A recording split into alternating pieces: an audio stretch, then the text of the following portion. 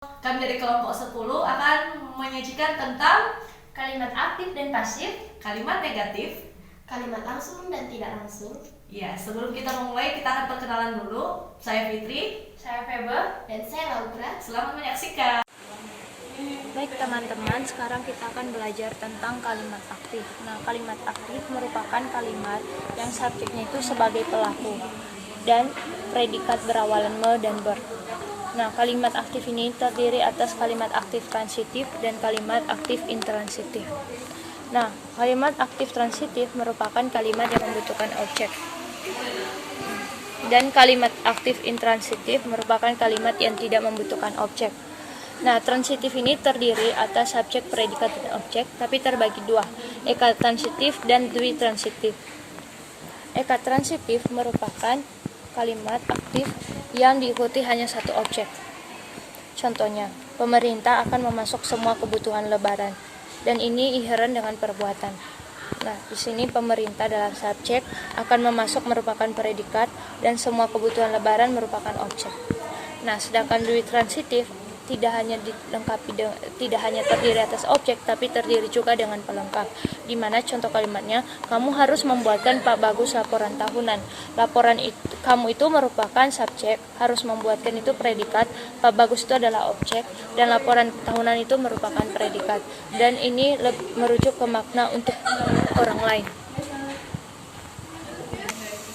Nah, kemudian kedua, kalimat aktif intransitif adalah kalimat yang tidak membutuhkan objek, ditandai juga oleh verba yang berprefiks ber, misalnya berolahraga, berjalan, bertanya, bermain, dan prefiks men, misalnya menangis, menari, menyerah, melangkah, dan membisu, dan lain sebagainya. Contoh kalimatnya itu, kakak sedang melamun, Titin menangis, Anton merokok. Dan kalimat aktif intransitif ini juga bisa terdiri atas kalimat yang tidak berprefiks, misalnya Laura pergi setelah kematian suaminya. Nah, teman-teman, saat ini kita akan belajar tentang kalimat pasif.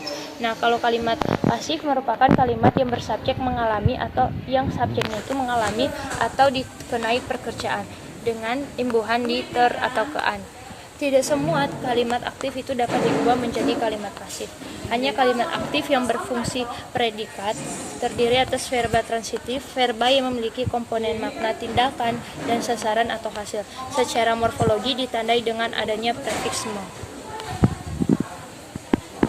Jadi teman-teman, ini tadi kan kalimat pasif. Kalimat aktif maksud saya. Nah, kita akan ubah menjadi kalimat pasif. Yang harus kita perhatikan dulu adalah cara-cara mengubah kalimat aktif menjadi kalimat pasif. Nah, yang pertama, objek kalimat aktif itu akan menjadi subjek di kalimat pasif.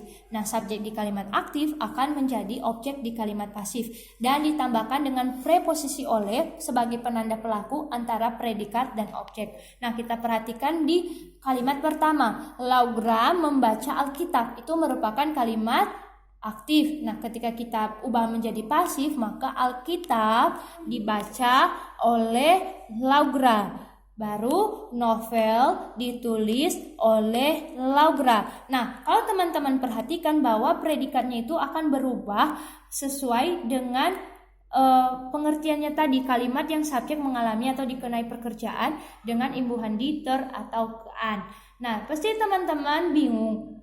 Ada berapa hal yang harus kita perhatikan di dalam kaidah dalam membentuk kalimat pasif.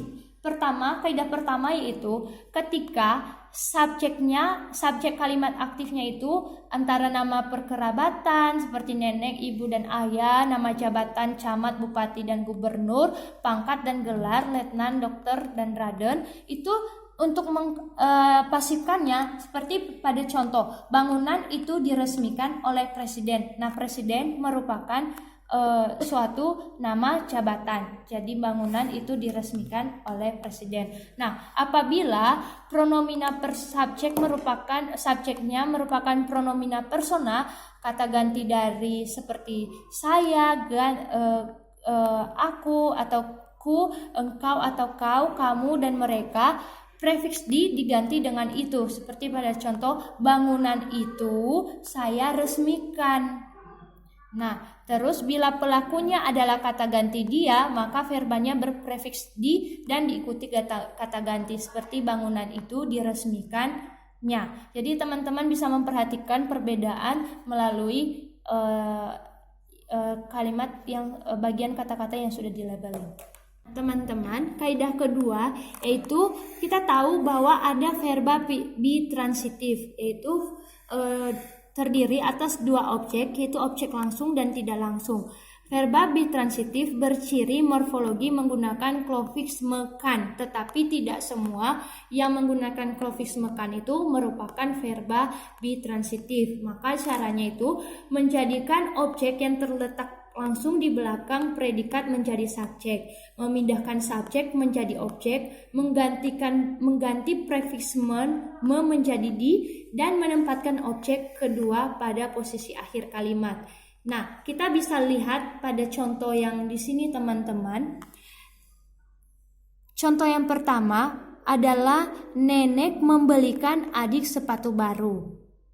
Nah, ketika diubah menjadi kalimat pasif, karena di sini ada dua objek, jadi objek langsung yaitu adik dan tidak langsung itu adalah sepatu baru. Nah, ketika kita ubah menjadi kalimat pasif, maka adik ini akan menjadi subjek. Jadi, adik dibelikan nenek sepatu baru. Dan contoh yang kedua, kakak membacakan nenek cerita lucu. Nah, kita bisa lihat perubahannya, nenek dibacakan kakak cerita lucu. Nah, teman-teman, kita juga perlu mengetahui bahwa ada berapa kata yang dari bitransitif ini bisa menjadi kalimat bisa jadi verba monotransitif, yaitu seperti membeli, membaca, membuka apabila ditanggalkan kannya. Jadi kan seharusnya membelikan, membacakan, membukakan, tetapi jika ditanggalkan kannya akan membeli, membaca. Nah, bisa kita lihat pada contohnya, apabila dari kalimat bitransitif diubah menjadi kalimat monotransitif, sepatu baru dibeli. Jadi kannya itu nggak ada lagi, dibeli nenek untuk adik, dan kakak membaca cerita lucu untuk nenek, bukan lagi membacakan. Nah, kaidah yang ketiga yaitu apabila verbanya adalah infleksional, verba yang berprefiks me atau kalimat aktif transitif dapat diganti dengan di, kalimat pasif yang menunjukkan tindakan, ter, kalimat pasif yang menunjukkan keadaan, dan zero, kalimat pasif yang imperatif atau kalimat pasif yang pelakunya pronomina persona seperti saya, kita, kami, aku, kamu, dan mereka. Jadi kita bisa lihat kalimat aktif misalnya adik membawa buku itu. Kalimat bila dipasifkan menjadi buku itu dibawa adik yang menunjukkan sebuah tindakan, dan buku itu terbawa adik menunjukkan sebuah keadaan. Nah, kita masuk pada kaidah yang keempat. Kaidah yang keempat yaitu kalimat aktif transitif yang predikatnya frasa verba transitif berupa adverbia kala dan prefektif. Untuk mengubahnya menjadi kalimat pasif seperti ini, saya akan membaca surat itu. Ini kan kalimat aktif. Bila diubah menjadi kalimat pasif, surat itu akan saya baca, bukan menjadi surat itu saya akan baca. Oke, terus kaidah yang kelima, misalnya dia datang menagih utang, maka untuk dipasifkan dia datang untuk menagih utang. Terus yang kedua, mereka berlari mengejar pencuri itu. Mereka berlari untuk mengejar pencuri itu. Beliau duduk membaca koran. Beliau duduk sambil membaca koran. Nah, di sini kita bisa lihat perbedaannya. Di sini kalimat pasif juga bisa menunjukkan keterangan tujuan. Kata untuk. Nah, kaidah yang keenam yaitu terdapat kalimat pasif berkonfiks ke an. Kemarin dia kecopetan di bus kota. Baru semalam kami pulang kehujanan. Jadi kalimat ini kalimat pasif, tidak dapat diubah ke dalam kalimat aktif karena dia menggunakan imbuhan ke an. Nah, Baru kaidah yang ketujuh ada ragam nonformal. Misalnya ke yang seharusnya ke jadi ter. Contohnya tulisan tidak kebaca. Biasanya kita bisa menggunakan tulisan tidak terbaca. Tapi ini ragam yang tidak yang merupakan ragam yang nonformal ya teman-teman. Kami kejebak macet, seharusnya terjebak, dan kakiku terjepit pintu, yang seharusnya terjepit. Baik, kita akan lanjut pada kalimat negatif. Nah, teman-teman, kalimat negatif itu sendiri adalah kalimat yang terbentuk dari kalimat positif. Namun dia dibubuhi dengan kata-kata negasi atau kata-kata sangkalan seperti tidak, bukan, tanpa, dan tiada. Nah, kita bisa lihat di slide. Kata-kata negasi terdiri dari kata tidak atau tak, bukan, tiada, dan tanpa. Nah, kata negasi pertama adalah kata tidak. Kata tidak digunakan untuk meniadakan tindakan, perbuatan, atau kejadian. Contohnya kita bisa lihat di slide ada, aku tidak datang, mereka tidak boleh datang, dan kami tidak jatuh. Nah, selanjutnya kata tidak digunakan juga untuk menyangkal keadaan atau sifat, bentuk, dan usia. Contoh, anak itu tidak pintar. Nah, di sini kita bisa lihat bahwa dia menyangkal tentang kata sifat. Kata sifat yang terdapat di dalam kalimat ini adalah pintar. Selanjutnya, bola itu tidak begitu bulat. Dia menyangkal bentuk. Selanjutnya, istrinya tidak muda lagi. Di sini kita melihat bahwa yang dia sangkal adalah usia istri yang dimaksud. Yang terakhir, kata tidak digunakan untuk menyangkal dua maujud atau kata yang benar-benar ada, nomina, atau memiliki perbuatan atau sifat yang sama. Contoh, tidak bapak, tidak anak, sama saja kelakuannya. Nah, yang dia lihat di sini yang konkret adalah perbuatan si anak sama si bapak. Terus yang kedua, tidak yang kecil, tidak yang besar, semua diambilnya. Hal konkret yang dia lihat di sini adalah perbuatan yang diambil, gitu. Nah, selanjutnya kita akan masuk pada kata negasi yang kedua. Kata negasi kedua adalah kata bukan. Kita bisa lihat di slide. Bukan digunakan untuk menyangkal keberadaan maujud nomina. Contoh, dia bukan pacar saya. Nah, di sini nomina yang dimaksud adalah pacar. Yang kedua, bukan saya yang mendapatkan bunga itu. Dia menyangkal bahwa dia tidak mendapatkan bunga tersebut. Yang kedua, kata negasi bukan digunakan di muka verba disertai dengan perbaikannya. Contoh, pria itu bukan menangis karena sedih, tetapi karena terharu. Nah, seperti yang telah dipaparkan, kata negasi bukan diletakkan di muka verba. Nah, kita bisa lihat di sini verba adalah kata menangis. Nah, sebelum kata menangis, dia meletakkan kata bukan untuk menyangkal perbuatan yang dilakukan. Selanjutnya, contoh kedua, Lyodra bukan berteriak melainkan menyanyi. Nah, verba yang dia gunakan yaitu berteriak. Sebelum kata verba dia menggunakan kata bukan untuk menyangkal bahwa si Lyodra bukan berteriak tetapi bernyanyi. Selanjutnya, kata negasi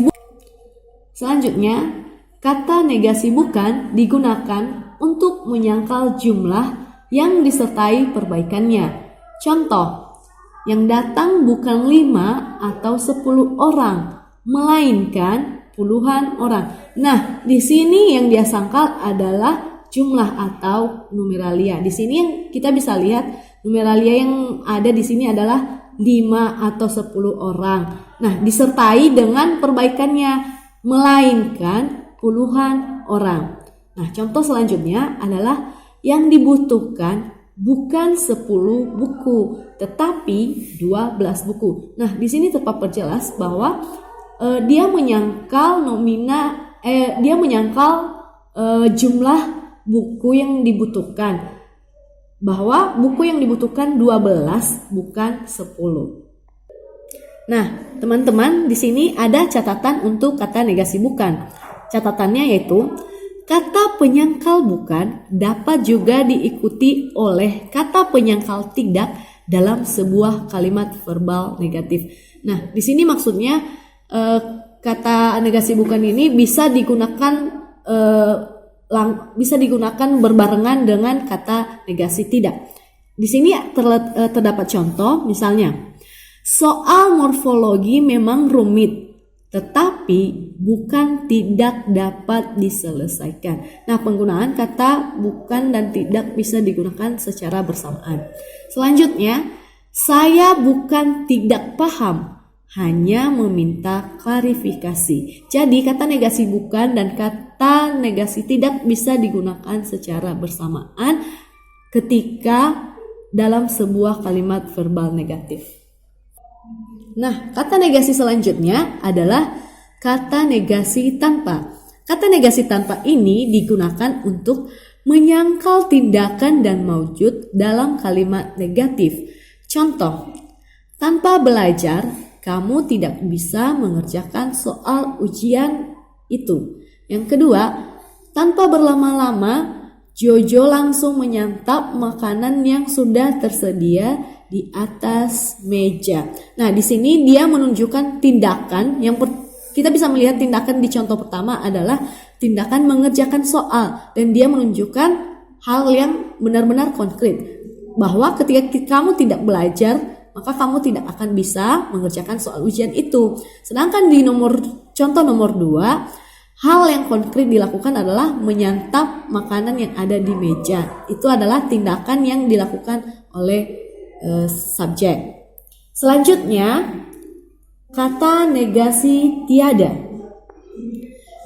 Kata negasi tiada ini digunakan untuk menyangkal tindakan atau perbuatan dan maujud dalam kalimat negatif.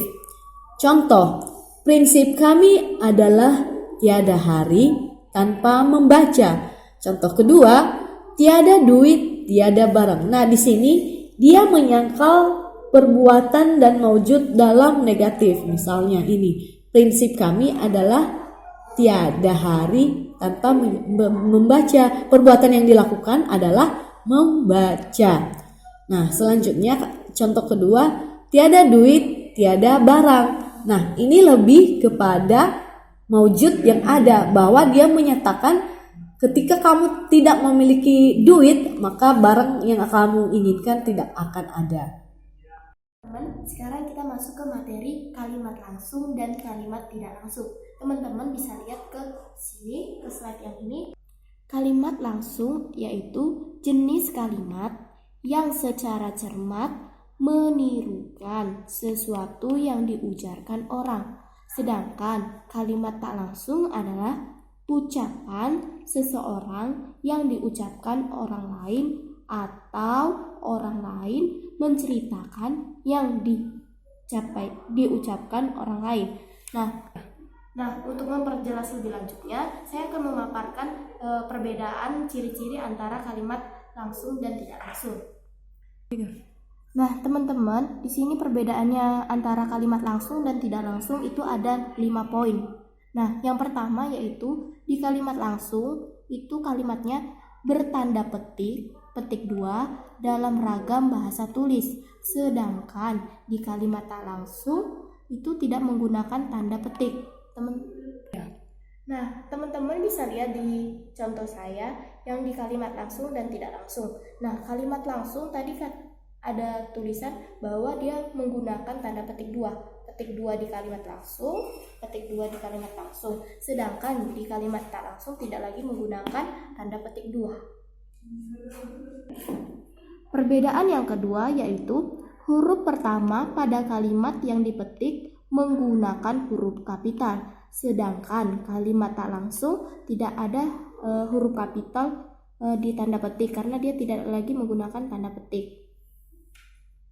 Nah, teman-teman bisa lihat di sini, tadi kan huruf pertama di tanda petik itu menggunakan huruf kapital. Teman-teman bisa lihat di sini B-nya B kapital, sedangkan yang di kalimat tak langsung karena tidak menggunakan tanda petik, jadi tidak ada kapital di awal untuk tanda petik. Nah, perbedaan yang ketiga yaitu di kalimat langsung itu tidak berkata tugas. Nah, kalimat yang tak langsung itu menggunakan kata tugas seperti bahwa, sebab, untuk, dan upaya. Jadi ada 1, 2, 3, 4. Ada 4 kata tugas yang merujuk kepada kalimat tak langsung. Nah, teman-teman bisa lihat di sini di contoh kalimat tak langsung yang saya paparkan. Di sini saya menggunakan kata tugas yaitu bahwa untuk mempertegas dari kalimat tak langsung. Sedangkan kalimat langsung karena dia tidak menggunakan kata tugas, jadi tidak saya berikan contoh kata tugas.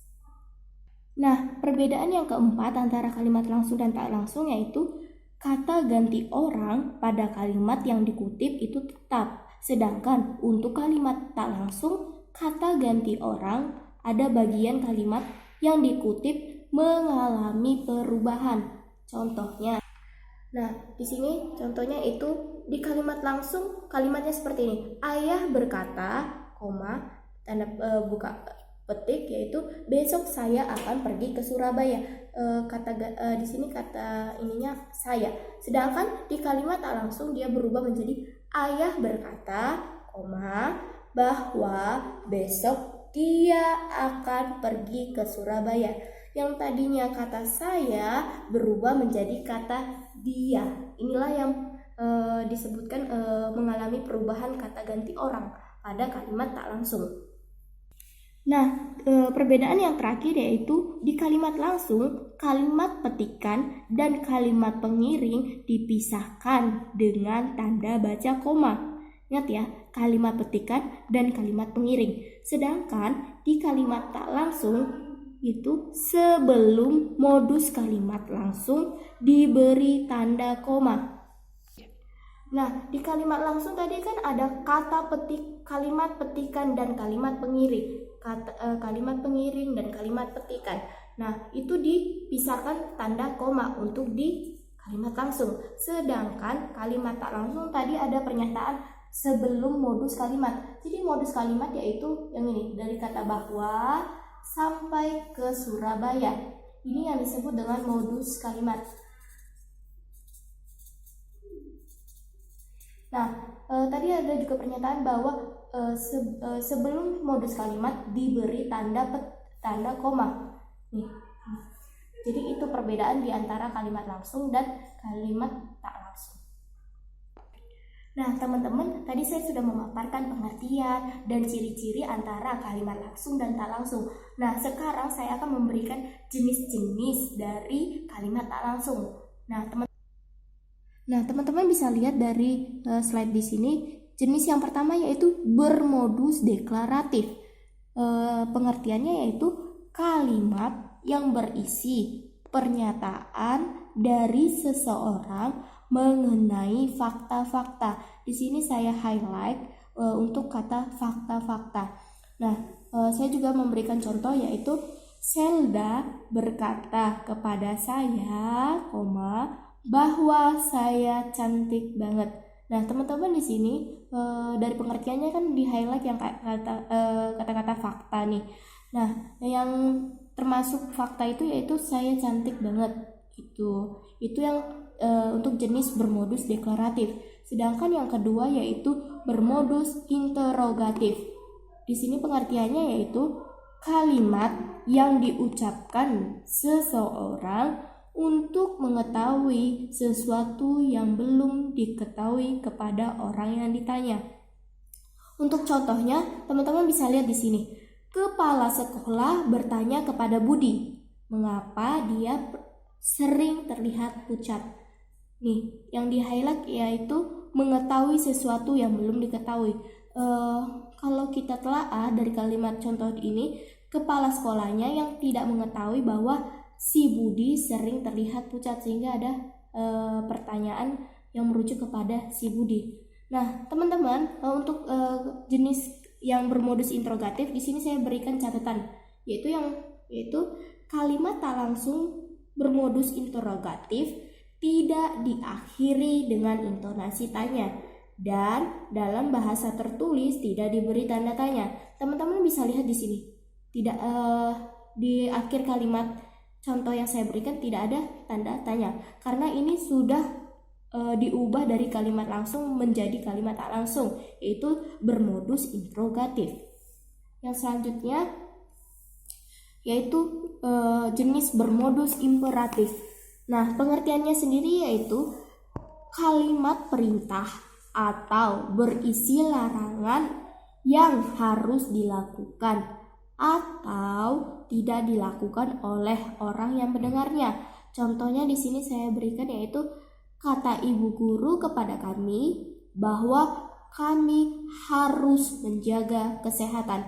Kata harus ini merujuk kepada kalimat perintah. Itu yang dimaksud dengan bermodus imperatif. Sedangkan yang terakhir yaitu bermodus interjektif. Pengertiannya sendiri yaitu kalimat berisi seruan berkenaan dengan emosi pengujar. Untuk contoh kalimatnya yaitu Cynthia tiba-tiba mengeluh bahwa tugas ia kerjakan hilang. Nah, kata mengeluh inilah yang merujuk kepada emosi dari pengujar. Itulah yang disebut dengan bermodus interjektif. Nah, slide selanjutnya teman-teman, ini kami paparkan daftar pustaka kami. Ada dari Abdul Chair, Lestari, dan ada beberapa link jurnal yang kami gunakan.